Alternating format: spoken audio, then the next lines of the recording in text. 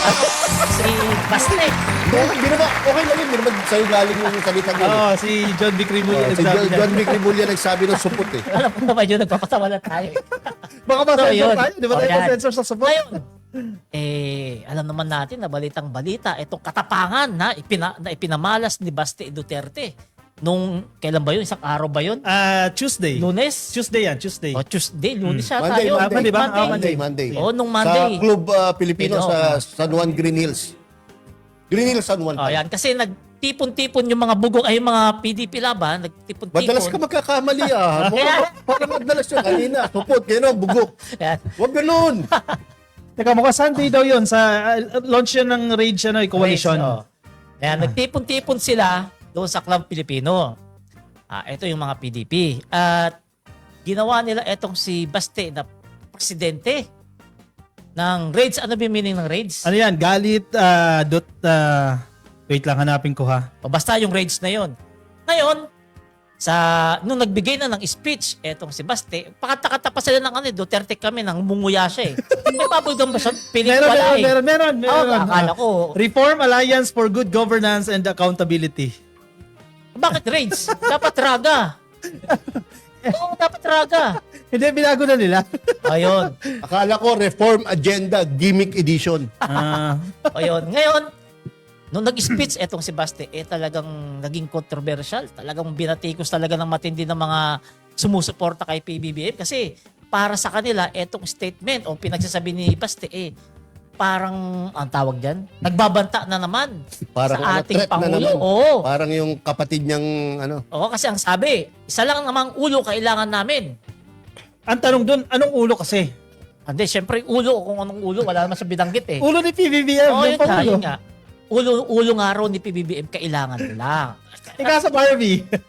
Hindi, alam naman natin. Alam naman natin Atin yan. lang yun, atin lang. Alam naman natin yan. Hanggang salita lang yan. Wala talagang ibubuga sa totoong buhay yan. Kasi hindi nga nakapalag kay Torre. Si General Torre, matanda na. Hindi niya pinalagan. Diba? Kasi alam niya, pag pinalagan niya, kawawa siya. Actually, siya yung naghamon eh. Oo nga, Siya nga yung kaya nga naghamon. Barbie. O ngayon, dahil sa statement niya na isang ulo lang kailangan namin, ulo ni PBBM, nagalit. Yung mga kababayan natin, mga matitino, mga kababayan natin sumusuporta sa ating presidente kasi pang ano raw yun, pang threat daw yun sa ating Pangulo. At sinashoutouts ang DOJ at si John Vic Rimulya na silipin o tingnan itong ginawa ni Baste. Kaso may statement si Si John Vic. Vic. Ano ba yung sinabi niya ron yam? May statement siya ron eh. Huwag hindi si Baste, supot naman yan. Oh, yun. Ako, support. Alam nyo ba, ikaw, Kopi, pag sinabing support, ano ba? Literally, ang pagkakaintindi mo? support, uncircumcised. Pero, ang ibig sabihin yan, Figurative meaning. duwag. Oo. Takot. Oo, duwag. Walang sinabi Umaatras. yan. Walang Oo, sinabi yan. yan. Oo. So, ganun, May kakulangan yan. Ganyan.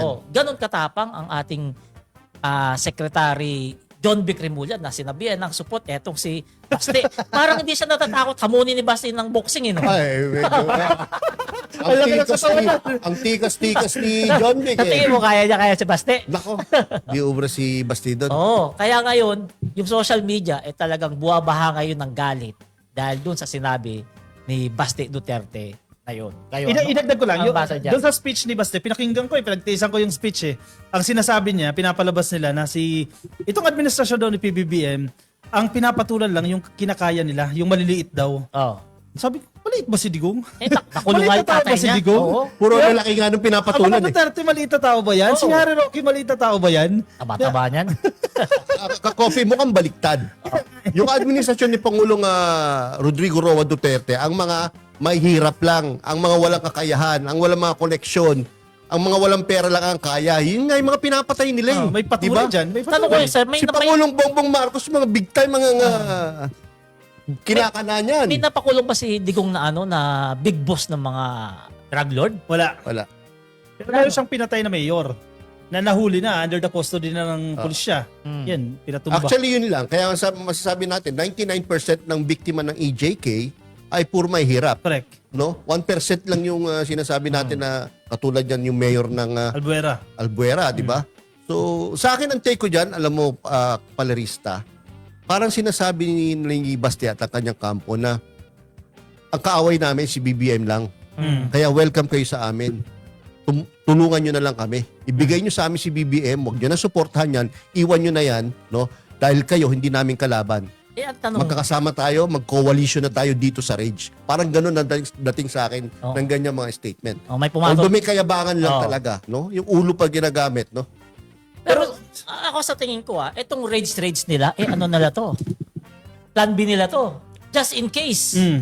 Just in case, ma-impeach etong si Sara. Kasi alam naman natin, kapag na-impeach, hindi na pwedeng tumakbo. Ngayon, dito sila kakapit kay Baste para maging presidente. Palagay ko Mas plan- matapang daw. Palagay ko plan C. Plan A, Si Sara. Sara tatakbo. Oh. Plan B, mag-resign at tumakbo sa 2028. Huwag lang tapos impeachment, mag-resign na agad. Hindi, tuloy pa rin yun. Tuloy pa rin Questionable yun. pa rin yun. Questionable yun kasi nag-resign na nga. So debatable yun. Pwede pagtalunan sa Supreme Court yung ganun. Kung pwede pa rin siyang i-impeach considering na nag-resign na nga.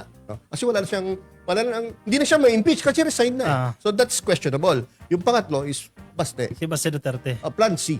Palagay Plan ko. C. Yung doon sa Rage Coalition, may mga analysis din ako nabasa na itong Rage Coalition na yan, binuo yan para matiyak nila na hindi maaagaw sa mga Duterte yung kapangyarihan. Kasi may mga balibalita, may ibang parte, may ibang Senador.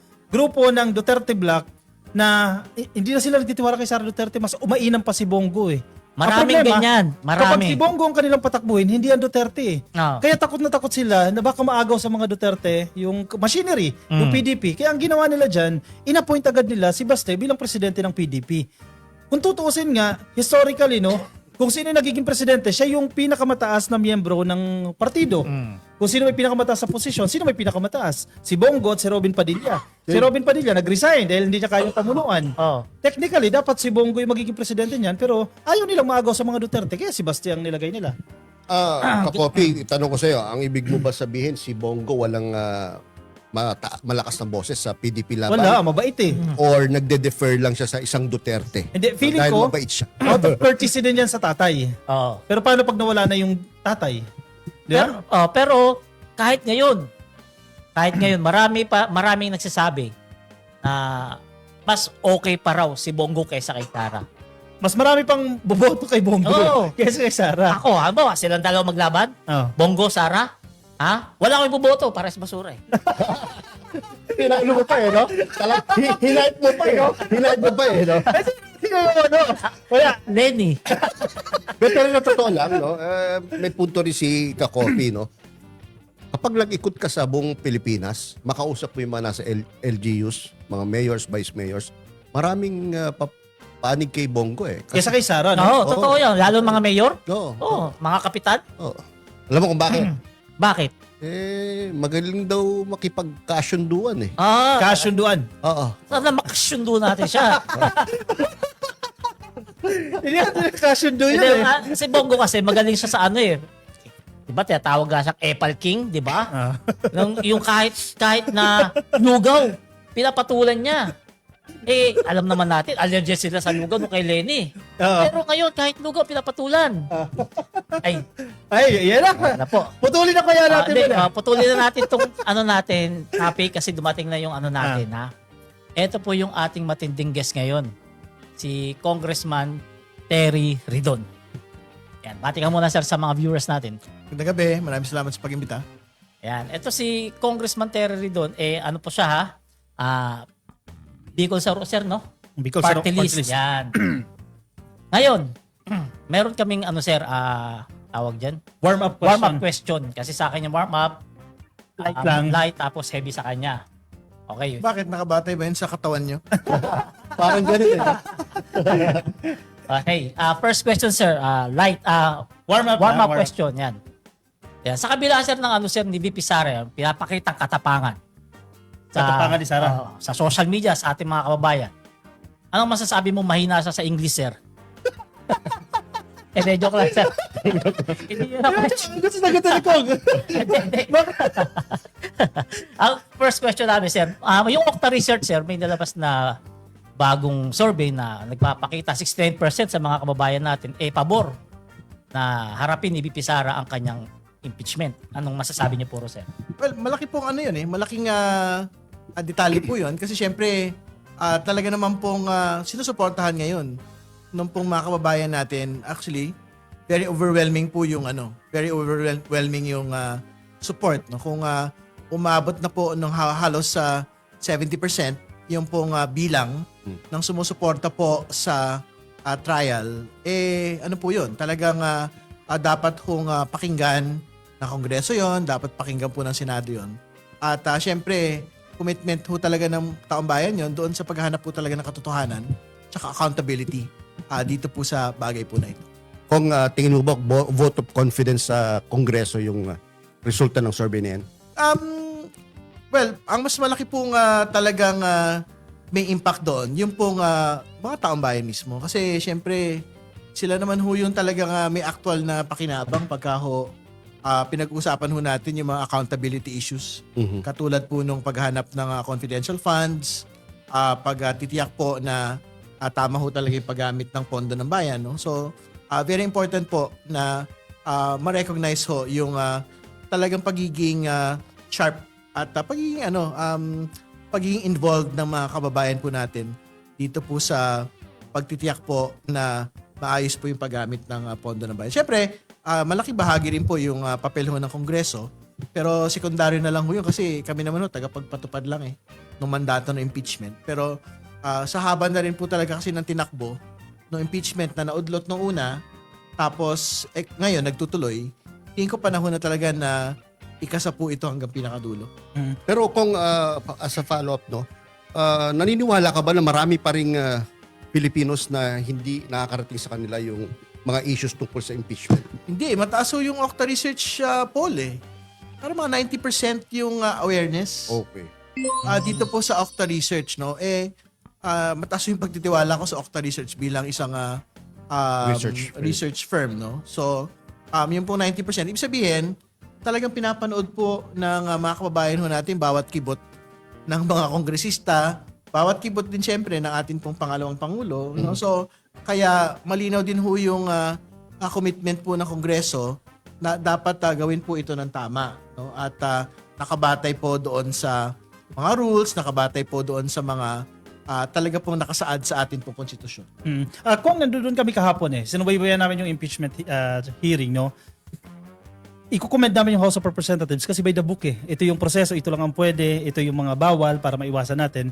Bagamat sinusunod natin yung kautusan ng Korte Suprema na ito dapat yung gawin ng House of Representatives, ng House Justice Committee, tinitingnan pa rin ito ng kabilang kampo bilang isang fishing expedition. Ano pong masasabi niyo dyan? Wala tayong magagawa dun, no? Kasi sila na yun Paulit-ulit, araw-araw na ho na meron po dito sa atin yan ho yung lagi ho nilang binabanggit. Pero hindi totoo yung fishing expedition Yung fishing expedition, wala kang kahit ano. Hindi ba? Kumbaga, maglakbay ka, bahala ka sa buhay mo. Hindi ba? Pero yung proseso po natin, meron namang actual na mga ebidensya, dokumento na i-file, no? At the time of filing. Na sabi na, hindi niya pwede gawin kasi sa ibang lugar nga, hindi pwede yung ganyan. Hindi rin ho yung totoo Kasi halimbawa, sinasabi ho nila, dun sa Supreme Court case nila na, dun sa piskalya, hindi ka pwede, ang pwede lang daw at hand documents and evidence, no? Kung ano na yung nakalapag dyan sa inyo. Hindi yun totoo kasi muntik pa nga ako maniwala sa kanila kasi chinek ko tuloy yung NPS sa handbook, no? Yung para doon sa mga preliminary investigation ng DOJ. Masabi ho ron, yung piskal may karapatan yan na mag-issue ng subpoena doon sa STECUM at testificandum at magkaroon ng clarificatory hearings. Which is basically yung poder na ginagawa po ng Kongreso ngayon. Correct. So, kumbaga, doon pa nga lang, mali-mali na ho yung sinasabi nila. Hindi ba? So, kaya nga, very clear ho yung karapatan ng Kongreso na gawin po ang lahat ng ito, mangalap ng dagdag na ebidensya dito po sa impeachment. And panghuli, yung Korte Suprema ho mismo nagsabi, meron pong karapatan na mag-receive ng ebidensya yung pong House Committee on Justice. So, ibig sabihin, pag kami karapatan kumuha ng ebidensya, dagdag na ebidensya yun. Kasi pag pinilit mo yung punto mo na at the time of filing, lang pwede mag-submit ng ebidensya, sino bang kausap doon? Hindi naman House Committee on Justice ang kausap doon Ang kausap doon yung House mismo. Correct. So, ang pagkakasulat doon sa Duterte impeachment Supreme Court case, no? The House Committee on Justice can receive evidence. Hindi ba? So, ang ibig sabihin nun, itong proseso na to. Yung pinag-usapan ho natin dito. Akong, etong impeachment natin, pag dumating sa Senado, tatayo po ba to? Magiging matibay po ba to? Yan ho yung tinitiyak ho natin ngayon. Kaya nga, nakikita nyo naman ho, talagang very strict ho tayo sa lahat ng pumapasok ng mga ebidensya. No? So halimbawa, pag-usapan natin itong mga pagdinig nitong nagdaan. So halimbawa, dun sa Madriaga Affidavit, we will confine ourselves dun sa mga bagay lang po na talaga pong may relasyon dun sa impeachable offenses. No? So lahat ng iba pang mga binabanggit ni Mr. Madriaga doon, wala kaming pakialam doon.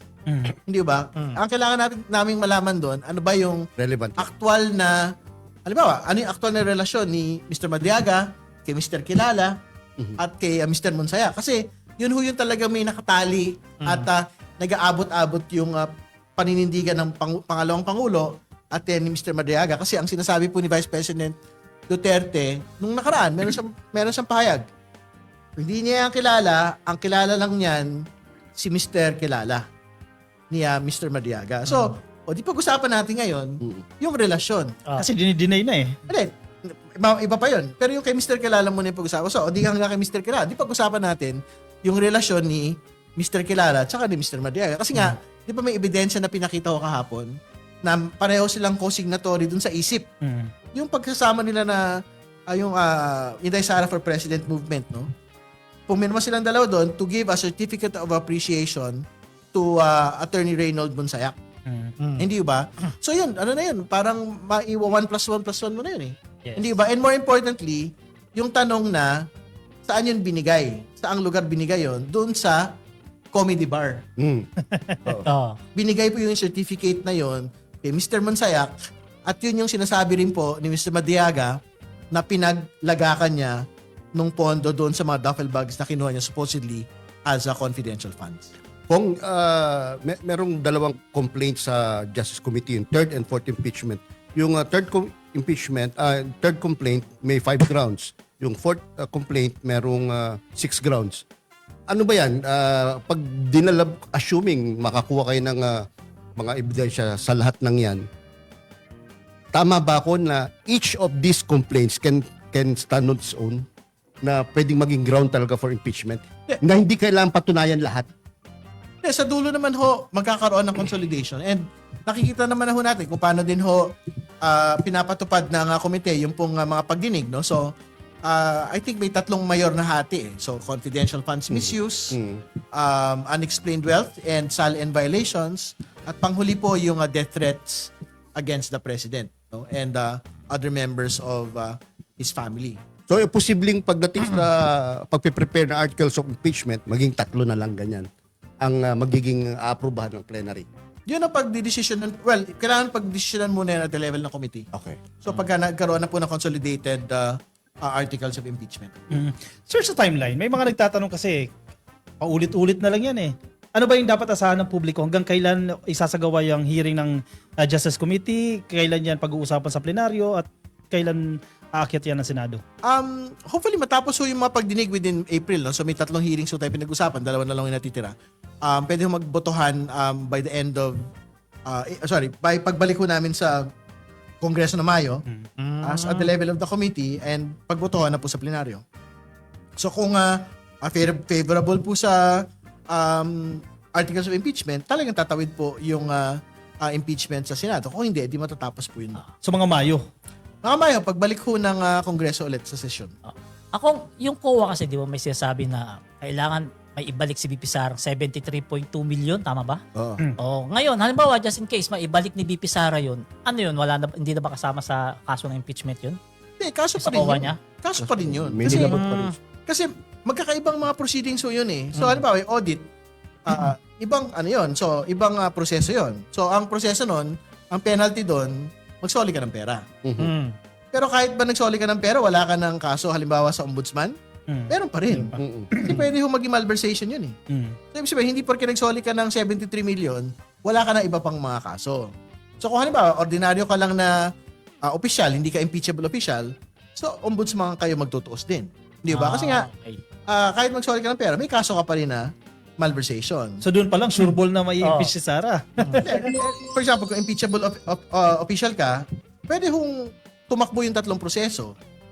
COA, Ombudsman. Ombudsman, tsaka Sa House. ito pong sa impeachment. No? Yung sa Ombudsman lang, hindi lang yan makakatakbo hanggat ng buong buo hanggat pangalawang Pangulo, impeachable official po, ang atin pong Vice President or kung sino mang impeachable official. Pero pwede hong magsimula ho yung proseso doon. Pero yung sa impeachment, yun din. No? So, ibig sabihin, kaya nga ang linilinaw natin, hindi porke nagsoli ka ng pera, hindi na pwedeng tumakbo yung impeachment. Kasi ibang bagay yun. Kung bukod sa 73 million na pinapasoli sa kanya, meron pa daw 325 million na sinabi yung COA. Ito bang parehong amounts na to? Ano to? Final decision na ng COA na dinedeny yung apilan ng Vice Presidente? Yung 73 po ay yung pong confidential funds ng 2022. Ito po yung dinesisyon na po with finality ng Commission on Audit. Ibig sabihin, talagang may obligasyon na po ang pangalawang Pangulo na magsoli ho ng pera. Kumbaga personal na po yung pagkakatali sa kanya Oh. sa bagay na ito. Ibig sabihin, hindi niya na pwede sabihin na, hindi, OVP lang yan. Di ba? Ang pagkakatali ho sa kanila dyan, yung SDO, yung Special Disbursing Officer, at yung pong Chief Accountant at siya. Ang pinagsusoli po nung kaperahan po na yon. No? Although syempre, pwede po pa rin ho siyang magpunta sa Korte Suprema, pero hindi na ho ubra yung sinasabi nila na, hindi, wala pa naman eh. Hindi ba? Kasi nga, may pagkakapinal na eh. Doon po sa level With po finality ng na. Commission on Audit proper, no? So hindi totoo yung sinasabi nila na hindi nyo pwedeng gamitin yung 73 million issue sa impeachment. Ang totoo po, pare-pareho lang may facts eh. Oo. Hindi ba? Ang facto ng misuse of confidential funds, hindi naman ho nagbago. Ginamit yan sa mga non-confidential expenses. Hindi ba yun yung una? Pangalawa, merong mga acknowledgement receipts na ang sabi ng NBI, parang isang tao lang, ilang mga tao lang yung pumirma. 7 lang. Hindi ba? So, yun, seryoso mang usapin yun eh. These are facts, no? So, ibig sabihin, mag-iiba lang ho doon sa treatment and consequences ng magkakaibang mga opisina. So, ibig sabihin, kung COA, iba ho yung treatment at consequences doon, magsasoli ng pera. Kung ombudsman, criminal na kaso yon o administratibong kaso. Sa Kongreso at Senado, impeachment, pagkakatanggal sa pwesto. So, ano ho yun? Kumbaga, Independent of each other. walang entirely independent, separate with different consequences. Correct. Nung 2025 impeachment, sir, matibay na eh, tatayo na eh. Plus, dumagdag ngayon si Madriaga. Anong factor o gaano kabigat si Madriaga sa eksena? Well, may tulong naman siya. Siyempre, doon sa pagkaka-hobby, no? Nito pong confidential funds misuse. Kasi ang binabanggit nga natin, ang sinasabi niya, kasama daw siya supposedly doon sa receipt nung duffel bags na may gamit daw po confidential funds at yung delivery daw po ng mga duffel bags na meron pong confidential funds sa tatlo pong mga alokasyon. Pero again, kahit magdebate ho tayo doon sa credible ba o hindi si Madriaga, kasi syempre, we have to admit na marami din ho talaga siyang ibang mga binabanggit doon sa kanya pong affidavit. Sige na, tanggalin na natin sa Madriaga sa equation. Tatayo ho ba yung confidential funds misuse? Tingin ko ho. Kasi, yung mga detalye ho na binabanggit ho ng COA doon, tingin ko, betrayal of public trust pa rin ho yun. Correct. Pasok na pasok pa rin.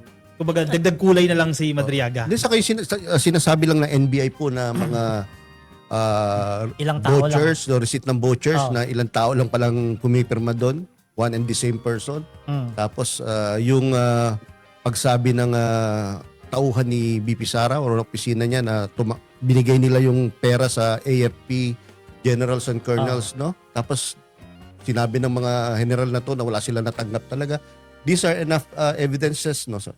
Oh, tama. Kasi ito po ay mga documented, corroborative. Ibig sabihin, may mga marami pang ibang mga makakapagbigay patunay. Pwede mong ibangga sa ibang mga Pwedeng statement. ibangga sa mga salita at sa mga dokumento. Diba? So yun ang dapat ka-BBM, yun ang dapat maintindihan, no? Kahit wala pa yung testimony ni Ramil Madriaga, yung ibang mga ebidensya, ibang testimonies, ibang documents can stand on their own, Okay. no? Kaya ang parang gustong sabihin ni Congressman Terry Kung Redon. sa next hearing, haharap si Senator Antonio Trillanes, ano nga asahan ng taong bayan doon sa susunod na hearing?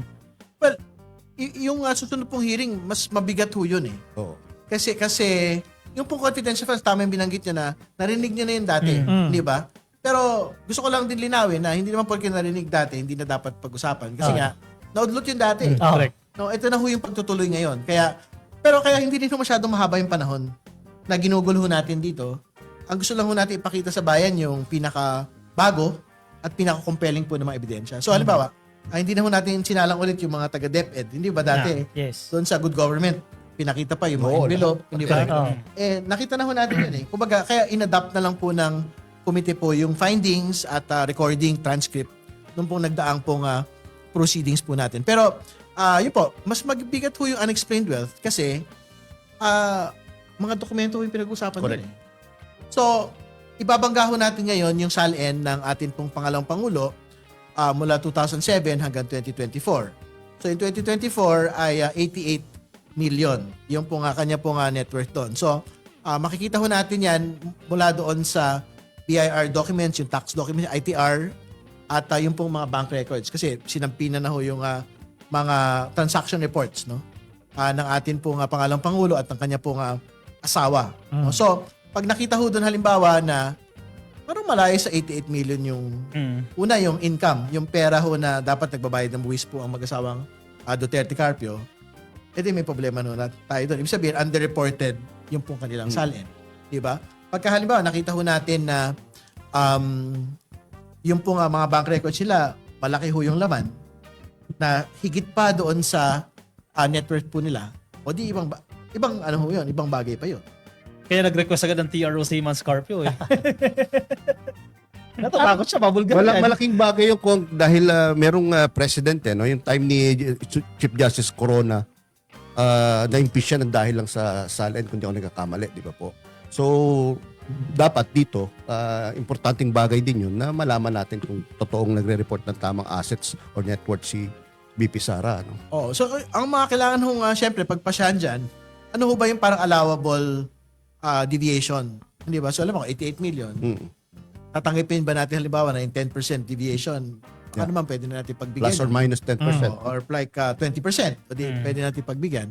Pero iba yung 50% deviation or 100% deviation from the net worth.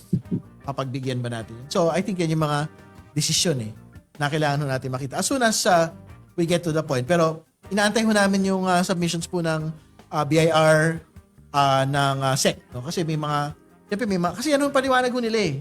Hindi ba? Kaya nilang umabot siya kasi nga, magagaling silang mga abogado at malalakas po yung kanila pong mga negosyo. So, doon natin makikita. Kasi, isasubmit po yung financial statements sa mga negosyo eh. O di kasi kung malaki pala yung kita, o di okay, salamat, malaki pala yung kita nyo. Ang susunod na tanong doon, Nagbayad ba kayo ng buwis? hindi na pakalawang tanong, pero yung pangatlo doon, ba't hindi nakalagay sa salin yun? Hindi ba? Correct. Kung tanong ng isang viewers natin na pakitanong kay kung mabubuksan ba yung bank ni Sara kahit hindi pumirma ng bank waiver? Hindi ho bank accounts no, yung pong bubuksan. Ayun yung kailangan natin linawin. Ang SAPINA po ay sa Anti-Money Laundering Council. So, hindi po ito within yung bank secrecy law. Kasi ang covered lang po sa bank secrecy law, yung pong mga bank. No, ang MLC, meron pong sariling poder yun. At hindi po yan covered ng bank secrecy. So, ibig sabihin, pag nakita ho natin doon yung inflows tsaka outflows, wala akong problema yun. So, pwede i-provide ng AMLC yun. AMLC. Yung pwede pong i-provide cash yun. inflows and outflows. Opo. Pagka meron mga transaction reports, like covered transaction report, yung mga malalaking voluminous transactions. Yung sinasabi na 1 billion, 2 billion na pumasok sa mga bank Yeah, accounts. but anything, supposedly anything more than 500,000 eh. Kailangan mag-flag ho agad yun sa AMLC. No? So, ayan po yung pwede ho natin makita pag sa susunod pong pagdinig. Kung kaya ba nasampuin na si former Senator Sonny Trillanes, related din ba dyan sa issue na yan? Well, nabanggit ho siya kasi doon sa isang complaint. Uh-huh. Ang sabi niya kasi meron daw po siya supposedly mga kopya po ng mga bank accounts no ni Vice President Sara Duterte at iba pang mga miyembro ng kanya pong pamilya katulad ni former President Rodrigo Duterte. So, we will see what he has no and anyway pupunta naman ni AMLAC, pwede hong ibangga kung totoo rin ba yung sinasabi niya na mga kaperahan at mga actual na existence po ng bank accounts no ni Vice President Sara Duterte. Kung si Deputy Ombudsman na Karandang na tinanggal ng panahon ni Pangulong Duterte, kung di ako nagkakamali, involved din niya sa issue na yan, no? Iniimbitahan ba siya ng HR? Tignan ho natin kung ano ho yung maidadagdag pa ho niya doon po sa body of evidence na gusto ho natin makita. Kasi, unfortunately, ang alam ko, hindi ko alam kasi kung meron silang mga dokumento doon sa 2022 to date. Di ba? Kasi ito yung panahon na pangalawang pangulo ang atin pong Vice President. Ang alam ko, meron lang sila yung previous to 2022. Kaya nga, ang sinasabi natin, okay yan as to provide context. Pero, ang mahalaga ho talaga syempre, yung before and up until today. Ang makakapagbigay po niyan, yung pong AMLC. Okay, yes. Kong, last question, Kong. Base sa mga comment ng mga viewers natin, sabi nila, good job daw yung ginagawa nyong hearing sa Kamara. Mensahe niyo po sa mga viewers natin, Kong. Well, alam po ninyo, mahalaga po yung papel ng mga kababayan ho natin dito po sa impeachment proceeding. Kasi, wag ho natin iasa sa mga politiko lang. Yes. Ito pong bagay na ito. Kasi, syempre, sa dulot-dulo naman ho, usapin ho talaga ito ng pondo ng bayan. So, dapat kasali ho tayo. So, panoorin lang ho natin. Ibig sabihin, kung saan man ho sila nakatindig, kung para sa pangalawang pangulo man sila o laban sa pangalawang pangulo ho sila sa usapin po na ito, dapat makilaho po sila dito sa kabuuan po ng proseso na ito. Kailan next hearing, sir? Next week, sa Wednesday po. 22. Tama. Stay. So, medyo marami tayong abang sa 22. Si Madriaga po, inaasahan natin na-attend. Kung kailangan pa ho siyang pabalikin, pwede ho siyang pabalikin ulit. No? Pero, kailangan pa ho kasi mag-coordinate with the court. So, halimbawa, kahapon, kaya ho siya inuna dahil merong time limit si Mr. Madriaga, 8 to 5 lang siya. So, kailangan matapos na ho lahat ng kailangan niya hong pwedeng sabihin pa doon po sa pagdinig kahapon. Kung bago ka umalis, gusto lang sabihin na nagpapasalamat kami sa iyo. No, ako isang tagahanga niyo po, no? Dahil yung mga katulad yung congressman ang nagbibigay sa akin ng hope na meron pang magandang bukas ng Pilipinas.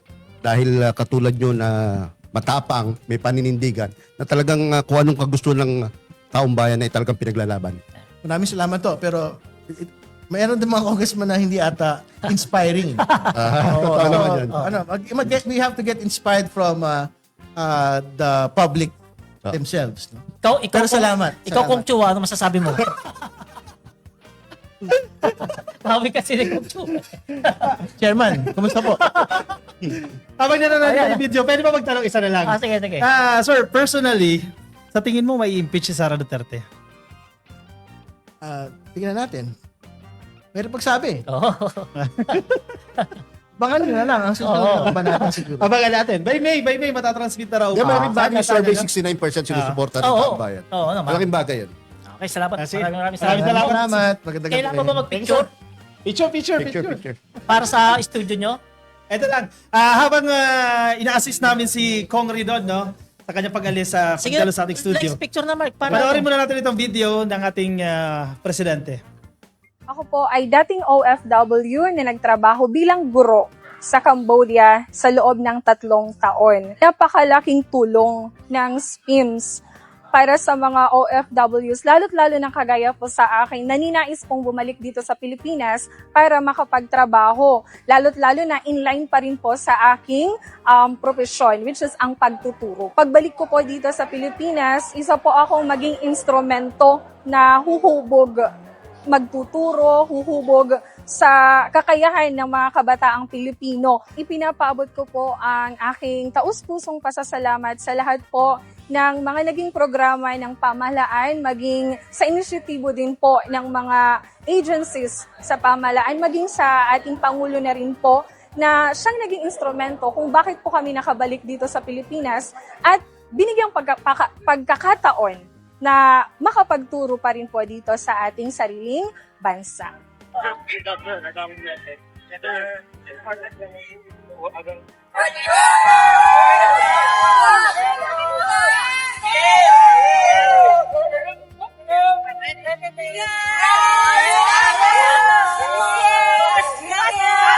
From Qatar. And now this is a program.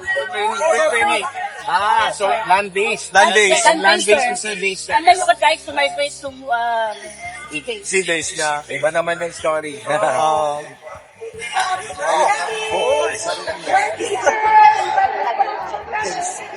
Nagtatrabaho ako sa bansang Qatar. Nagpa-repatriate ako dahil sa takot din sa gera doon sa amin. So, nakakatakot kasi that time. Kaya napili ko na umuwi ng Pilipinas. Maganda yung ganong programa kasi tinutulungan nila kami ulit bumangon or makahanap ulit ng bagong trabaho na mas better. Nagpapasalamat ako sa Pangulong Marcos sa pagtulong niya sa gaya namin ng mga OFW na napapauwi ng safe dahil nga sa kaguluhan sa ibang bansa. Ito yung pagpapasinaya natin ng pinag-utos ng ating Pangulo. Kung tatandaan natin, nung huling Labor Day, last year pa, nakita na ni Pangulo yung pangangailangan na pagbubuklod ng lahat ng government agencies, particular sa reintegration ng OFWs. At inatasan ng ating Pangulo ang National Reintegration Network kung saan magkakaroon ng, kakasabi lang, all-of-government approach. Sustainable siya kasi, number one, mga programa na ito na pinagtibay sa administrasyon ni Pangulong Marcos at may kaukulang pondo at dinuduktong natin yung mga OFW sa mga samot-saring programa sa DTI na mag-install DOST, DepEd, JED, or sa OWA sa DFW. Kung binibigyan ng negosyo at trabaho yung OFW, ay yun yung pangmatagalan, di ba? Sa ating mahal na Pangulo, maraming salamat. Tayo dinalo ng ating Pangulo yung delivery ng service. Siya naman din talaga ang inspirasyon natin para matulungan ang ating mga bagong bayani. At patuloy lang po sa ating mga mahal na OFW. Makakasiguro kayo na sa ilalim ng ating Administrasyong Marcos, papatuloy po ang serbisyo nating tapat. Ayun, pag-usapan natin mga ka-BBM yung sinabi ni Kong Terry Ridon. Ikaw ka, Kopi. Ang take ko dun sa sa sinasabi ni Kong Terry Ridon, number one yung timeline. Very important sa akin yung timeline Kasi marami talaga naiinip na. Ano ba talaga mangyayari dyan? Paulit-ulit na yan. By May, expect po natin, pag nag-resume na po ang sesyon sa Senado at sa House of Representatives, pagbubutuhan na po yan sa plenaryo at aakyat na ng Senado, at uusad na po yung hearing na yan. 100% sure tayo dyan, aakyat yan ng Hindi Senado. na ba mapo-forfeit yan? Sana mas mabilis, 'di ba? Sana forthwith na aksyonan niya ng Senado. So, 'yun ang aasahan natin kahit papaano, no. And second point, without Ramil Madriaga, tatayo yung impeachment case ni Sara Duterte. Kumbaga additional lang itong si Ramil Madriaga. Anyway, noong 2025 complaint, matibay na yung mga grounds yung mga articles of impeachment plus Ramil Madriaga, kaya tataob talaga si Sara dyan. Actually, tama ka dyan ka, Coffee. Yung testimony ni Ramil Madriaga, no, yun yung magko-corroborate sa mga transaksyon na pinaghihinalaan na nangyari. Kumbaga magtutugma yung kanyang salaysay dun sa mga iba pang ebidensya na nakuha na ng House of Representatives nung mga dati nilang mga hearings, ano. Ang nakikita ko lang kay Kong Terry Ridon, no, parang kumpiyansa siya na yung mga grounds for impeachment ay matitibay, no. Na even kahit wala daw yung kay Ramil Madriaga na ebidensya or testimony, ay yung iba, no, Tatayo. pwedeng tumayo. Hindi sa madalas salita, matibay, malakas na dati yung impeachment. Mas lumakas pa ngayon. Correct. Dahil sa mga additional na mga salaysay ni Ramil. Ang maganda dito kay Ramil, pumirma siya ng bank waiver. So, ibig sabihin, pwedeng silipin yung bangko niya kung totoo ba yung mga pinagsasabi niya may pumasok na Ganyang halaga. 25 million, di ba?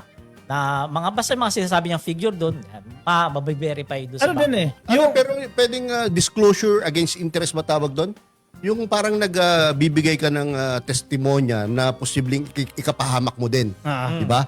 Kaya napaka-credible para sa akin napaka-credible yung mga sinabi ni Ramil Madriaga. Kumbaga, kasi siya din mapapahamak. Kumbaga, Diba? binivade Una, niya yung kanyang right to self-incrimination. correct. Parang gano'n, no? Parang ganon. Kasi kapag inopen mo yung mga bank accounts, no? Siyempre, involved ka na rin sa krimen na nangyayari. Kung talaga may mga illegal na pera na pumapasok doon. Yun diba? na talaga yun. Yun na yun. Kaya nga Diba? ayaw siyang paharapin. Correct.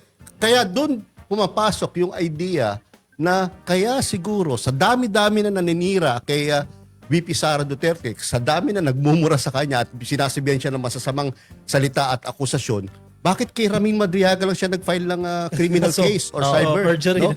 Because, no, ini-intimidate nila si Ramil Madriaga, ayaw nilang matuloy ang kanyang testimonya dahil kapag natuloy ang kanyang testimonya, talagang pasabog against the family. Oh, ay, nakita naman natin kahapon. Halos lahat ng pamilya. Damay, mula kay Baliw, kay Bading, ay kay ano, tawag doon? Bading ba yun? Baliw at bading. Oh, Bading, Baliw, Bading. bading at bobo. Bading. So, pwede natin sila, eto, pang-release to, bansagan po natin sila CB1, CB2, at CB3. Build. Ah, Baliw, Bading, At bobo. Bobo. Pero paborito daw yung bobo. Paborito. Paborito yung Bobo. Ang saklap Hindi, i-clarify ko lang din. Maganda rin na pinoint out ni Kong Terry doon yung usapin ng bank details, no? Kasi ako din, ang alam ko rin, ang sinusupinan nila yung bank records kung saan makikita mo gaano kalaki yung pera na doon, Yun rin ano yung alam mga ko transactions. Ang pinunto po, just to clarify, no, para sa hindi rin naintindihan po ito, yung AMLAC po, yung AMLC lang po, yung kanilang sinusupina doon na didetect. Kasi pag may pumasok po na more than 500,000, yun yung 500,000 threshold or more. pataas, medyo questionable na yan. Kumbaga, naka-record na yan sa AMLC. So, yun po yung tinitingnan nila. Which is maganda rin naman. Kasi kung may pumasok na 1 billion sa account, may So sinasabi mo dokumento. copy, lahat ng 500,000 and above, no, may records ng AMLC at pwede nilang i-present sa Justice Committee. Correct, sa House of Sabihin, Representatives. So Bakit hindi puma- diretso from HOR or Justice Committee to the bank Correct. asking for bank records. Kasi medyo complicated pa ano yun ba, may eh. pumasok doon. Oh, ano ba, may pumasok 1 billion. 1 billion. Oh, magkano lang masahod ng mayor sa Davao dati? I assume mga 30 plus Bakit thousand. may 1 billion, di ba? Hindi naman. Mga Malaki na yun. Mga 100,000. Oo. More or less. Hindi, walang 100. Depende. Pag city, Hindi, about that time, kung 2007 o 2000 mga ganyan lang yan. O, pero Less siguro than hindi 50. naman kaya mag-transact na 1 billion niya sa bangko. Pero maingat din siya, no? Kasi inaano niya, dapat, parang sinasabi niya, dapat yung mga transaction lang from 2022 to present.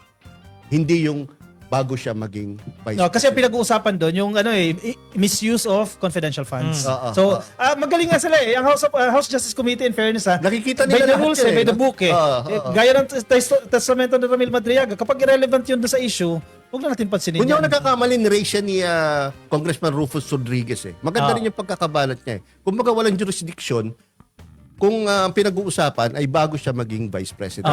Parang Oo doon naman nag-iingat. talaga. Sa sinabi ni Congressman Terry Ridon, parang yun ang pinag-iingatan nila. Kasi ano yung sensor na-open sa House of Representatives, noon kasi mga previous hearings, kahit mga irrelevant na, halimbawa kay Laila de Lima, paano niya tawagin si Jonel? Di ba? Irrelevant na yung sa issue, irrelevant Correct. sa pinag-uusapan. I-access na natin, yung sayang lang din yung oras. Correct. Eh, sino bang presidente nun? Si Digong. Oh, di ba? Walang rules yun eh. Walang rules. Walang rules. And maganda rin yung Ay, cases. yun ang irony nun. Nung panahon nila, wala silang sinusunod na rules. Ngayon, May rules. Puro rules ang gusto nila. At meron lang konting masilip, no? Tungkol sa di umano, violation ng rules, takbo agad sa Supreme Court. Oh. And yung pinaka main purpose ng hearing ay clarificatory. Maganda rin yun na kumbaga preamble ni Kung Terry doon yan. Ang purpose nito ay clarificatory ito at meron siya pinaghuhugutan. Nag-review muna eh, no? Hindi pwede sabihin, fishing expedition yan, hindi pwede eh. Meron kaming batayan. Eh, syempre, abogado yun eh. Bago pa dati niya tanong, alam niya na yung sagot dun. Oh, pero ito lang sana maganda. Hilingin sana ha, ng taong bayan dito kay BP Sara na pumirma rin ng bank waiver para sulit-sulitin na. Hindi Diba? nga eh. Hindi, kaya nga halimbawa nga eh. Diba, mauntog eh. Diba? Nag-TRO na agad sa regional trial. At ulitin natin sa sinasabi natin dito sa Salamat PBBM podcast, no? Matagal na natin sinasabi last year pa. Kapag no, lumabas talaga yung daan-daang milyong pera, no, ng mag-amang Duterte sa bangko, no, mapatunayan na talagang merong ganung mga transaksyon, cash in at cash flows na daan-daang milyon. Tapos ang boxing. Hindi, sasabihin din this, gawa-gawa nyo lang yan. Oh, hindi mo na pwedeng sabihin gawa-gawa dahil Anti-Money Laundering Council records ng papatunay niyan. Nagja-jogging nga si BBM, sasabihin, clone eh. Sa bagay, sa bagay. Yung ano nga, no? Kapupuya-puya yan. Yung live stream niya. Live stream sa Bataan, no? Sa Mount Sama, no? Noong araw ng Kagitigan. Ano sabi? Ano sabi? 2025 daw yun. Tangangani! Takangani. Ay, hindi tayo Live stream. Comment. Marami nagtatampo. Marami magtatampo. Si Charming Rosal, Ang dami. gaya ng sabi ni Kayayam, may magandang bukas ang Full screen Pilipinas. Basta ang mga tapat na politician mga taong bayan at ang matapat na presidente ay magkakaisa laban sa katiwalian ng Alam mo, buhay Sara. ng bansa Pilipinas sa buhay ang Pilipino. Tama si Charming Rosal. Ano po? Tama kayo. Tama. Hindi naman kasi. Ginagaya mo si Sarah. Ang Lakihan layo nyo kasi. kaya. Ang layo. Lakihan nyo kaya. Eto, Ayan. Ayan. Ganyan dapat kalaki. Ayan, si MJ Sales, ang laking pera ng nakulimbat. Ang grabe. Nila at nagpakasasa sila sa perang di naman sa sarili nilang pinagpaguran. Sarap ng buhay. Samantalang daming mga mahihirap na mamayan. Correct. Totoo yan. Ito, basahin ko yung naligaw. Ito, si Renato Malyari. Mga kabibem, kayo na bahala dito. Mga bayaran! Tapos tawa pa, tawa. Tapos may Tapos ganito. meron pa. Palirista, Mr. Tampering. Pare, ito. Paano mo to? Paano mo to? Ano pangalan niya? Pangalan niya? Renato Malyari. Ay, yan pa sa akin sa linggo. Ay, di ba?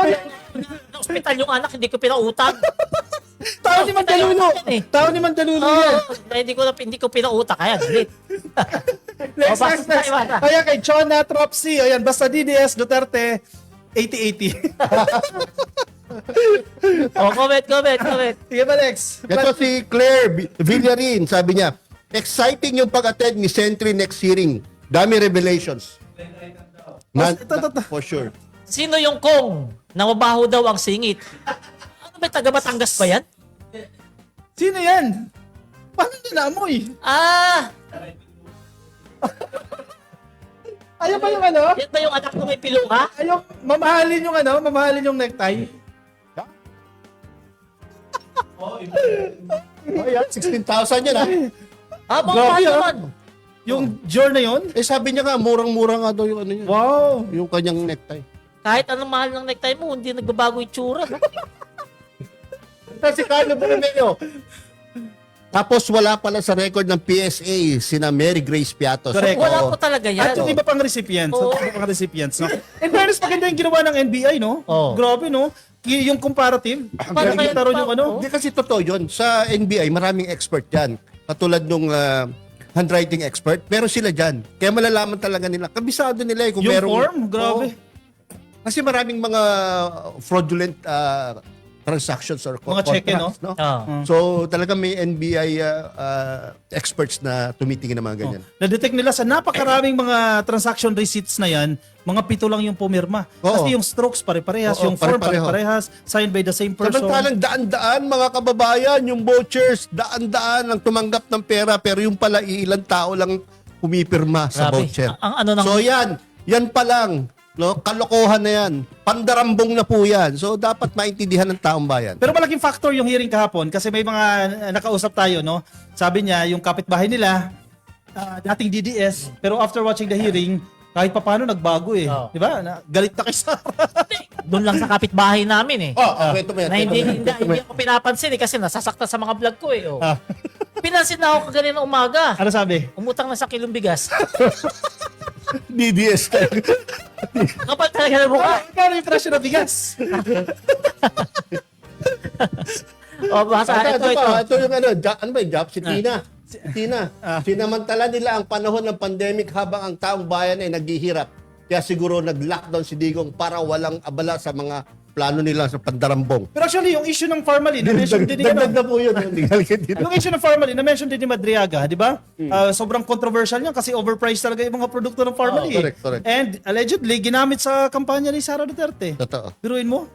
Ay, nako. Yan ang problema sa Pero si, Palerista, pansin mo, sobrang para seryoso ni Kong Ay, Terry dito. pero wala pa rin siya. Kahit anong talino niya, hindi niya nasagot yung warm-up question Oo ko. nga. Wala, hanggang ngayon, no? 100% na record mo, wala nakakasagot. Wala. Kahit yung sa ano pa yan, DBM pa yan na talino. Kahit nga siguro si PBBM, hindi niya masasagot yan. Tatawa ka sa taga DBM Secretary Orly, Labot nga eh. Rolly Toledo. Napagano sa'yo. Nagulat ako sa warm-up question mo, hindi ko in-expect yun eh. No, Greg Anilom, no, excited na kami sa pag-attend ni Sentry, Senator Trillanes sa committee. Yay! Watching from Hong Kong. Nako. Mga ka-BBM, solid forever. Alam naman natin yan, kapag si Senator Trillanes sumahatid ng impeachment, mainit talaga yan kasi alam naman natin, yan talaga yung sakit sa ulo at tinik sa lalamunan. Ni Bilanggo, yan nga, baliw, bobo, Bading, Bilanggo. Oh. 4B pala, 4B. Sino si Bilang? Bilang. Bilanggo, si Tatay Dogs. Ito, may sinabi si Aiz Hirachi. Sabi ni Aiz Hirachi, kaya pala ang mga pangalan sa AR, di pinag-isipan kasi hundreds ang kailangan magawa. Tama rin. Kaya kung ano ng pangalan na lang ang naisip nila, no? Yun ang ginawang recipient sa voucher. Hindi rin naman kasi nila expect In-expect. na Correct. magkakaletse-letse sila dyan. Di ba? Masisilip Oo. ito. Hindi, feeling ko nasaktan talaga yon na tawag, naging fresh sa kanya yung feeling niya na traitor siya. Napagtaksilan siya. Oo, kasi binigay niya yung buong katapatan niya ron at kinampihan lang yung balyena. Si Harry. Si Harry Roque. Si Para Pagarte. sa akin, irrelevant na yung sama ng loob niya. Hindi na kailangan. Ang importante doon kung yung ang kanyang sinabi ay talagang pwedeng suportahan ng corroborative evidence. No? Oo. Oo. Ang mabigat sa sinabi yung ginawa niya ay talagang i-waive yung kanyang bank secrecy rights. No? At in fairness sa House of Representatives, dinouble check sa kanya. Malinaw po ba sa inyo, naiintindihan niyo ba ang ibig sabihin ng bank secrecy law? Sabi niya, oo, naiintindihan niya. At Di kasi ang tingin ko, graduate yun ng abogado yun eh. matalino siya. ang gusto ni Ramil Madriaga, mapatunayan na talagang ginamit siya ng mga Duterte. And the only way na mapatunayan yun ay kung talagang may papakita niya na may mga pera talaga, daan-daang milyon na pera na dumaan sa kanya. 1 billion. Kung 1 hindi billion. totoo yun, kunyari, tayo, ordinaryong tao, dadaan ba sa ating ganung kalaking mga halaga ng pera, di ba? Hindi, di ba? Merong ibig sabihin, may nagbibigay sa'yo. May nagpapadaan At yung sa'yo. pagkatiwalaan ka ng ganong kalaking pera, ibig sabihin talaga, Hindi ka basta-basta. pasok ka talaga sa circle ng banga. Correct, correct. Diba? Totoo. Kaya, mga kababayan, tingnan nyo yung pag-testify kahapon ni Madriaga. Kita nyo, walang sulsul ng abogado. Hindi inaagaw sa kanya yung mic. Talaga kung anong sinabi niya. Parang alala ko yan, hindi ka tulad Oo, ng- nagre-reels ako. Nagre-reels ako, di ba? Hindi ko naman ito may niya. Sorry. Di ba? Ibig sabihin, tuloy-tuloy yung testimony ni Madriaga. Hindi gaya ni Gutesa. Di ba? Tinuruan na ni Marcoleta. Hindi gaya nung 18 Maris na hindi makasalita kapag walang abogado, nagmumukhang engot. Si Madriaga. Di ba? Hindi man lang binubulungan ng abogado. Hindi man lang nagtatanong sa abogado kasi nga, totoo ang sinabi at hindi scripted na gaya nung sa 18 Maris, pati kay Gutesa, nagkaletse-letse. Kaya nawawala na ngayon. At saka yun doon sa duffel bag. Oo. Di ba? In fairness, sa pinaghandaan ng House of Representatives, yan, may mga version sila ng duffel bags eh. Oo. Alam niyo yung isasagot niya, wala dyan sa dalawa. Maliliit naman kasi. Alam ko titukoy niya, yung dapol-dag sa mga pagsundalo, yung kulay green. Nakakita na ako ng ganun. Oo. Kasya talaga yung 30 million dun. Kahit tatlo, kasya ron eh. Kasi kung Kahit tao, nagsisinungaling di ba? siya. Kahit Oo. tao, kasya. Kung nagsisinungaling siya, matutulala siya dun eh. Kasi unexpected question yun eh. Di ba? Oo. Pero magaling si Madriaga, in fairness, magaling. Alam Alam niya ibig yung sabihin sinasabi kasi, niya. lahat ng sinasabi niya ron, experience niya. correct. Hindi guys, 18 Maris, lahat ng sinasabi, galing sa buhangano sa abogado rin. Halimbawa yung painting, may mga deals na nagsisirculate online, di ba? Kesyo daw nagsisinungaling si Madriaga doon sa painting dahil hindi naman daw niya scholar yun dahil mayaman daw yun ng taga Davao. Yung totoong nagpainting doon. Yung pinag-uusapan pala doon, dalawang klase ng painting. Oo. Inspired lang sa iisang itsura. At saka magkaiba pa rin, kung titignan mo magkaiba. Oo, magkaiba. Magkaiba. So kayo, ano masasabi niyo yung mga, Mini trial. Hindi. Lahat naman doon, lahat ng gawin doon ng House Justice Committee, walang masasabing maganda si BP Correct. Sara. Lahat yung questionin. Lahat yun. O sa dinami-dami ng aligasyon ni Ramil Madriaga, anong sinagot ni Sara sa kanyang statement? Yung kanyang Hindi ako bobo. educational qualifications na insulting pa sa mga bar flankers. Oo. Di ba? Bakit hindi niya Hindi sagutin kaya yung iba? pinaparinggan niya doon yung di naliligong DDS vlogger? Malamang, bobo yun eh. Bobo yun. Joey. Letter J, bobo Best yun. friend niya eh. Si Joey nga. Hindi ko best pangit naman best friend. Ang mga best friend ko, ito dalawa. May pangit ba akong best friend? Hindi naliligo yun. Ayan, proceed na tayo sa next topic. Okay, hindi. Basa ba tayo sa green ng comment? Maraming comment. So, Maaga pa naman eh. Isa na lang yata. Maraming comment. O, yan, sabi ni Gina Aguinaldo, good day, mga gwapings ya. Yung mga ganyan sana. Hindi okay lang. May utak yan. Hindi May utak. okay. Yan, kaya pala, yung legacy ni Digong, na triple B, build. Yun pala, triple B din, yung mga anak Baliw, bobo, badig. At What the bilanggo. heck? At bilanggo. Oh, sige, basa pa. Sabi ni Bush Elizabeth, no? Ano po ang masasabi nyo kay Amy na naman sa press con niya na puro paninira kay Madriaga? What do you expect, ma'am? Kakampi ni Sara Duterte yan. Ano yan? Audition piece niya yan para maging running mate ni Sara sa 2028. Kaya basa yan. 24, sabi ni Ateneng Verbo, 24 daw, ay 24 oras daw ni Lustay ang 125. Grabe nga talaga. Ayun, hours nga lang eh. yun talaga yung nakakagulat din, no? Kala natin dati 11 days, no? Mali pala tayo. 18 hours lang pala. Oh, 18 hours, grabe. Yung siguro 99% ng mga Filipino from the time na pinanganak hanggang mamatay, hindi makakita ng ganung kalaking pera. Sa totoo lang po. Pero kay VP Sara Duterte sa kanyang opisina, ginagastos lang po yon in less than 1 day or less than 24 hours. Kaya talagang ang taong bayan galit na galit ngayon. Oh. Marami nagising maliban sa mga tanga. So si Jack Giab, nasanay magnakaw ng pera si Lustay nung panahon ng tatay niya, yung walang nakikialam sa kanya. Dagdag mo pa si Pulong, 51 billion na hindi maipaliwanag kung saan napunta. Yun na nga, Correct. di ba? Alam mo, Nagpakasasa. sa panahon ni PBBM, wala kang marinig mga anak niya abusado. Sige, sinong anak niya abusado? Wala. Wala, matino. Kasi disiplinado lahat. Ba? Basa. Ayan. Sino ba? Sige, si Charming Rosal, si Sentry, hindi maglalakas ang loob na magsalita kung wala siyang matibay na ebidensya. Pag nagsalita si Trillanes, investigador din yan eh. Oo naman. Parang si Lacson yan, ito yung mga ebidensya. Ito yung mga patunay sa kanyang mga claims. No? Okay. Next topic tayo. Next Sige, topic. move on tayo sa ating next topic. Lex, pa-flash ng screen yung ating dyan. Bullet points. Mark, bullet points. Pag-usapan natin itong mga aksyon po ng gobyerno para tugunan po itong pagtaas ng presyo ng langis. Mga crudo, petroleum products dahil po sa kaguluhan dyan sa Middle East. Nang isang araw lang, itong 14, kahapon, nagkaroon ng major rollback po sa diesel. Mahigit 20 pesos po yan. Ganoon din po sa gasolina at sa kerosene. At kung inyong matatandaan po, tinanggal na po yung excise tax sa kerosene products at sa LPG ng ating presidente. Yung sinasabi niyong walang ginagawang aksyon ng gobyerno, malinaw na malinaw po meron. Anong take nyo dyan sa... doon muna tayo sa rollback bago natin pag-usapan yung excise tax. Welcome development yan, no? Dahil kahit magkano pa yan, no? 10 pesos, 15 pesos, 20 pesos, malaking bagay yan, lalo na doon sa mga naghahanap buhay na gumagamit ng diesel, no? At gasolina sa kanilang paghahanap buhay. At sa akin, siguro, yung dating 5,000 pag full tank, mababawasan na siguro kahit Ano pa. na? 4,900. Oh, 4,000 na boss. Hindi Di ba? ba malaking bagay yun? 20 pesos times 50 times... Ilang litro ba sir ang 1,000 na matitipid ko. Kasi mga 50 liters to 60 liters. 50 liters. Diba? So magkano naman per liter ngayon? 1,000 titipid mo? Hindi, Oh. magkano na per liter ngayon yung diesel? More or less 120. Oh. 120. Oh, Kasi mahal parang naman. pumasok Papalo na siya ng 140, 147, ganyan. Oh. Iba-iba eh. So malaking tulong pala talaga. Malaking Lalo, tulong. lalo na sa mga tsuper. Kasi yung mga private, may mga pera naman yan kahit paano eh. Kasi yan nga, nakapag full tank pa eh. Yung mga tsuper na talagang araw-araw katrabaho, malaking bagay sa kanila etong rollback na to. Kasi syempre, ano yun? Yung uplift yan ba yung... Oo, tama. Para yan sa mga chuper.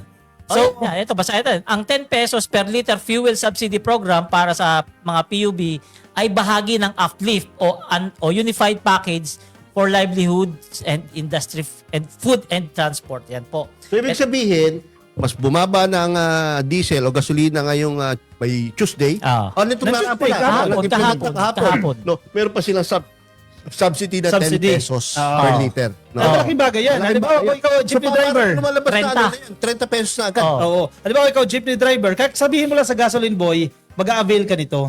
Kasi may limit yan eh. Kasi baka samantalahin yung iba. Halimbawa, ikaw jeepney driver, sige magpagasolina ka full tank ko, 20 liters agad yan.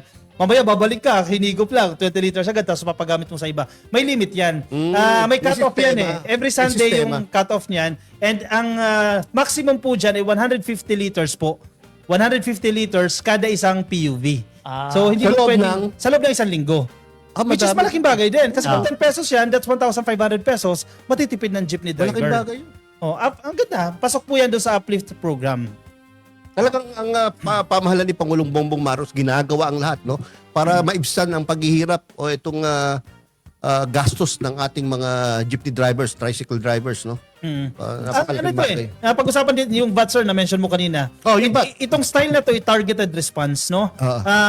Apektado tayong lahat, pero mas apektado yung mga driver, higit silang apektado. Kung aalisin mo yung VAT, yung mga hindi naman apektado na mayayaman, na-absuelto sila, di ba? Masakatipid sila, which is hindi dapat. Kasi paano tayo mag-generate ng revenue kung aalisin mo yung VAT? Oh, yan ba yung sinasabi ni Congressman Leandro Lebiste na Correct. gusto niyang tanggalin ng VAT, no? Sa lahat ng produkto at serbisyo. Oo. Anong mangyayari sa atin kapag wala tayong VAT?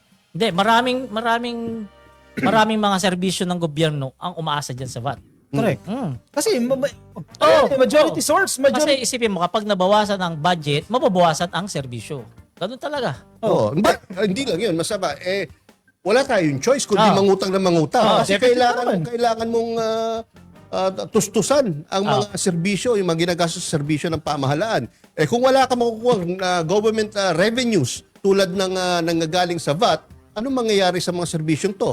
Either itigil mo or mangutang ka para magpatuloy. Correct. And hindi tungkulin ng presidente yan, hindi trabaho ng presidente yan, natanggalin ang VAT, trabaho yan ng Kongreso. Kaya yung iba, yung kumakahol ngayon, huwag kayong kumahol sa presidente. Ito yung pinag-iinitan yung Pangulo sa si ES Ralph Yan ba Recto. yung gustong mag-governor sa Batangas? Parang. Oh. Kaya pala ngayon pa lang parang meron Parang ng demolition job. favorite niya si Recto no? Yan ba si Leandro Lebiste? Sabi. Unang-una, parang mali naman yung si ES Recto ang sisihin mo. Unang-una, hindi mo pwede basta-basta tanggalin ng VAT dahil batas yan. Oo Correct. naman. So, ang pwede lang magtanggal niyan, yung gumagawa ng batas, which is Congress.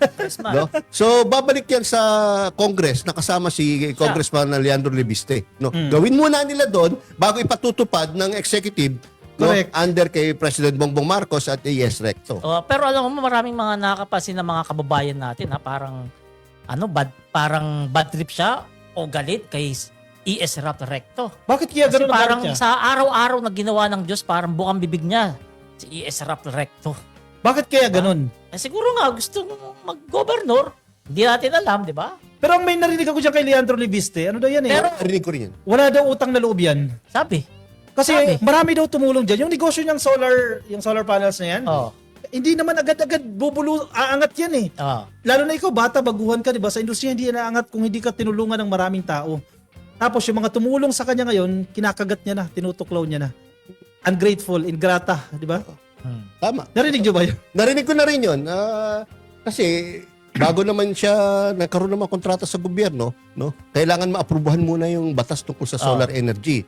At yan ang nagawa ng nakarang administrasyon para kay Kong Leandro Lebiste. At yan din ang dahilan kung bakit siya naging bilyonaryo. Ang masaklap, hindi tinupad yung commitment. Di ba? Binigyan ka ng prangkisa, hindi mo ginawa yung trabaho mo. Supposedly, kung nabigay yung prangkisa sa ibang tao, baka hindi tayo ngayon naghihirap. Kakopy ang sama na epekto nun. Oo. Imbis na merong nakatanggap na ibang prangkisa o ibang korporasyon, no, na nag-i-implement ng solar energy sa Pilipinas, na ibigay lahat halos kay Kong Leandro Lebiste. Ang problema, hindi niya naman na-implement yung kanyang mga proyekto sa solar energy, no? So, kumbaga tayo ay lumabas na tayo naapektuhan ngayon dahil patuloy ang pagbabayad natin ng mataas na halaga ng enerhiya. No? Imbis na solar energy na ang ginagamit natin. Alam mo, maingay ito si Lebiste, no? Galito sa mga kurakot Galito sa korupsyon. Pero hindi niya sinisilip si Sara at saka si Pulong. Malinaw na malinaw, yung Cabral Files, Oo. may kopya siya ng Cabral Files. Oo. Hindi niya binanggit sa media. Yung insertion ni Sara. Mention sa insertion na yan. Oo. 1 billion pesos. Galit ba talaga siya sa korupsyon o talagang Selective. talagang may Selective. pinipili lang talaga siya, no? Selective. O, kaya- Parang yung isang kilala ko na selective din. Oh. No? Taga Norte, di ba? Sino yan? Di ba kilala mo yung taga Norte na mahilig din Matanda. Oo. Sabit Singson. Hindi. Hindi siya. Si Mayor yun, Mayor. Mayor for good governance. Si Magalong. Oo, di ba? Ang daming nakikita, nakarating na sa Visayas, Mindanao, sa ibang parte ng Luzon, pero yung sa Yung kapitbahay niya, hindi makita yung ginawa doon, ano? Yung rock netting, no? Oo, no? Anyway, sige, last na to ha. Yung net service contracting, isa din po ito sa mga programa na ipinapatupad po ng administrasyon para po sa mga PUV drivers. Maganda po ito ha, kumbaga, babayaran po kayo ng gobyerno sa kada kilometro na tatakbuhin po ng inyong sasakyan. Grabe. Mga chuper yan, mga chuper. Chuper, mga Madalis chuper sa yan. patong-patong na yun. Ah. Anong patong-patong? 20, Kasi merong 20 may discount. flip, may 10 pesos. Ibig sabihin, maraming ano Marami na. ng programa para Oo. sa kanila para maibsan Hindi, isa-isahin natin. Discount sa langis. 10 pesos. 10 pesos. Sunod. Net service contracting. Oh. Diyan sa net May service... yung rollback pa. rollback. Oh, benepisyo yun. Oo, di ba? Sige. Kung patong-patong na tulong, no? Oo. Yung net service contracting naman, yung kada kilometro na tinakbo ng jeep mo, babayaran yun ng gobyerno. Pero ang condition dyan, huwag ka magtaas ng pasahe. Kung halimbawa, 12 yung minimum mo dyan sa jeep, huwag mo nang gawing 14 yan. Kumbaga kami na ang sasagot, ang gobyerno na sasagot. Magaling, maganda. Oh, hindi lahat tayo magsasuffer, di ba? Oo. Kasi bibigyan ng gobyerno. Magkano yan? Magkakaiba po yan, no? Sa mga bus po, 100 pesos po per kilometer. Yung mga bus operator po natin, financial support po ito para sa bawat bus unit, ha? Yung mga makikinabang din po sa busway program, yung 50 operators at 500 bus units na magsisilbi po ng 300,000 po na pasahero kada araw. Para po sa ibang ruta, may 40 pesos po per kilometer para sa mga modern jeep at UV Express. Kung tumakbo ka ng isang araw ng 10 kilometers, for instance, no, 400 pesos yan. Malaking bagay po yan. Malaking tulong, no? At 30 pesos naman po per kilometer para po sa jeep ito, no? Next. Yan. Sa jeep yan. Yung, kasi magkakaiba yan eh. 100 sa bus, yung mga modern jeep, 40 pesos. Yung iba naman po 30 pesos. Malaking bagay po yan. Sa tricycle, wala? Tricycle parang wala. Hindi covered kasi yung mga tricycle. parang walang sa kilometer. Sagutin Ayun, traditional jeep, tama. 30% Na copy, traditional sagutin jeep. natin tinatanong ng mga kababayan, bakit hindi ginagawa ng gobyerno na itaas na lang, aprubahan na lang yung pagtaas ng halaga ng pamasahe? Bakit ganyan pang ginagawa? Kasi mas lalong maraming magsasuffer, 'di ba? Yung laging iniisip ng gobyerno targeted eh. Kesa pinoproblema mo yung entire population, sa targeted population ka lang, segmentize ka Para hindi madama na yan lahat. sektor, para hindi labay. So yun ang kailangan natin ipaliwanag sa taong bayan. Kasi marami po nagtataka, bakit ang daming proyekto sa mga jeepney drivers, no? O tricycle drivers. Tapos hindi na itaas yung pamasahe para wala nang mga ganyan, no? Gamitin nilang yung pera sa ibang serbisyo o ibang pamamaraan. Mas mabigat-bigat yung kapag tinaas mo yung pamasahe. Kasi Sa hirap ng buhay ngayon. Pag tinaas po kasi ang pamasahe, no, magkakaroon yan ng ripple effect, no? Tinatawag na chain reaction, no? Kung Domino saan, no, pati yung mga goods and services tataas ang halaga. Dahil syempre, tinaas mo yung pamasahe. Lahat na nagpo-provide ng products and services, mag-a-adjust din ng kanilang selling price sa kanilang mga products and services. Kaya yun ang iniiwasan ng gobyerno. Kaya tama si Kakopi, ginagawa na lang yung targeted yung approach, no, sa pag-resolve ng problema dito sa transport. Yun yung ano eh, kasi marami din ang mga nagko-comment eh, bakit yung excise tax, di ba? Ba't hindi sinama yung mga diesel? Bakit dalawa lang yung Kung totoo, excise diesel tax? ang pinakasapul na sapul. Bakit hindi sinaman diesel? Nag-focus sila doon sa LPG and yung LPG and kerosene. Oo. Kasi kung lahat yan tatanggalan ng excise tax, again, bababa na naman yung revenue collection natin. At ang pinupunto nga dyan ng Department of Finance, Secretary Go, kapag nabawasan tayo ng source ng revenue, kailangan mong mag-isip ng another source. Yun, example nga, mangungutang ka o may ibang programa na tatanggalan ka para ma-supplyan mo ng pondo yung mga programa ng gobyerno. Oo. Which is mahirap. Although marami na ikinabang sa diesel, pero mas marami na ikinabang naman sa LPG. Oo. Oo. Dahil yung May mga marami nagluluto. LPG. Totoo. Siyempre, lahat ng kumakain na ikinabang dyan. Siyempre, tingnan natin kumpara natin let's say alisin natin yung excise tax sa diesel. Let's assume 7 pesos per liter yan. Si Sir Yaya, milyonaryo. Hindi For Sabi mo example lang lang, kanina eh. For example lang, Sir Yaya, milyonaryo. Bariya lang sa kanya yung dagdag na 70 pesos di ba? So kumbaga, pasok na sa kaban yan. Ang masasaktan lang yung mga public utility drivers kasi mabigat sa kanila yung 70 pesos. Kaya nga dyan papasok si gobyerno, yung kakulangan doon sa jeepney drivers, yung pagkukulang dahil nasaktan sila, bigyan mo ng financial assistance. Diba? Na-generate mo yung revenue ng parehas, yung na-generate mo, yung galing din sa'yo, ibabalik mo lang din doon sa tao. Diba? So dapat maintindihan natin yun. Yan yung hindi naintindihan ng mga DDS. Kasi sabi, puro lang daw impeachment. Ito ang daming ginagawa ni PBBM. Bulag Diba? lang kasi. Hindi nyo lang talaga kasi Kaya tama matanggap. sinabi ni kong chairwoman, no? Luistro. Kung Beatrix Luistro. Luistro, na ang gobyerno pwedeng mag-function ng multitasking. Correct. Pwedeng magsabay-sabay lahat ng ginagawa ng gobyerno. Dahil lang bawat isa, dapat bawat ahensya, bawat branch ng gobyerno may kanya-kanyang role. So, hindi nangangahulugan na kailangan niya itigil yung kanyang role o yung obligasyon sa taong bayan pagdating sa kanilang Ang pinapatamaan niya siguro doon si Robin Padilla. Pero alam niyo mga ka-BBM, maswerte tayo maswerte tayo. At itong krisis na to, pagtaas ng langis, si PBBM ang presidente natin at maraming nagagawang mga paraan. Kung si Tatay Dogs pa rin yung presidente natin ngayon, Alam mo nangyari? baka nangutang na naman yun ng 7 trillion. Basta Klap, yung mga budget sa mga existing programs, aalisin niya yan eh. Oo. Nangutang pa. Oo, di ba? Baka yung may mga... Totoo yan, di ba? Nangyari talaga yan. Inalis yung mga dinala sa pandemic tapos nangutang pa. Ano rin yung budget? Di ba? Kaya swerte tayo ngayon. Si PBBM ang presidente natin. Ngayon, nakikita natin yung kaibahan ng diskarte ni PBBM dun kay Tatay Dogs, which is napakalayo talaga. Di ba? Basa tayong comment.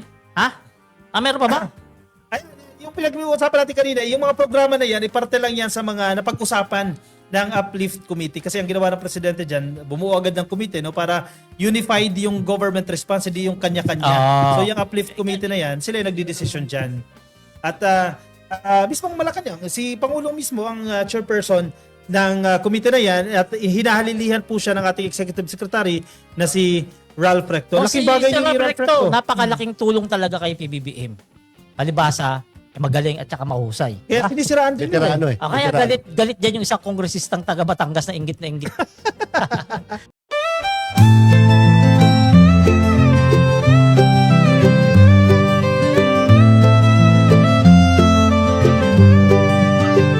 Sa bawat pagsikat ng araw, ikaw ay nandyan. Tinig mong matatag, sa amin ay gabay.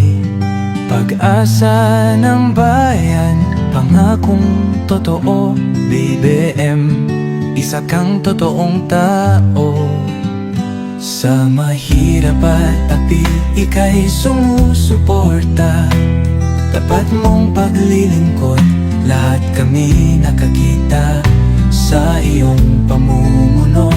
Bayan ay umaangat, bagong Pilipinas, pangarap ay tapat.